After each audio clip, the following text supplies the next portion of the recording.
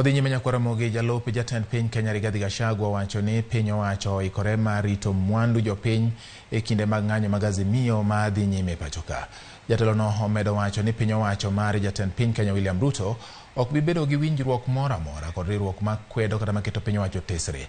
Ne owacho magi kinde mane oyuoro e nyasi mar chiwo bas ne skund sekondar ma Kangocho e kaunti ma Nyeri.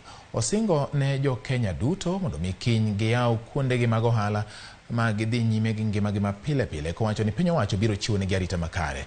Bende giwacho ni gisingo chiwo arita ne mwandu mag jopiny, kendo mago mag jopiny mani kod mwandu mathoth kod mago ma ochando kanyakla.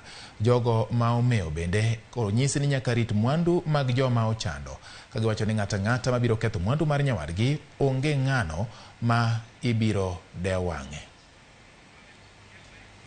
I want to assure the people of Kenya that tomorrow Kenyans should go to work and open their businesses. The government has made elaborate and adequate arrangements to protect life and property. The government has a constitutional mandate to protect life and property of the rich and the powerful. Equally, the same government has an obligation to protect the life and property of ordinary Kenyans, property being destroyed at the instigation of the rich and the powerful. Duol mauchune kero ne ratiro mago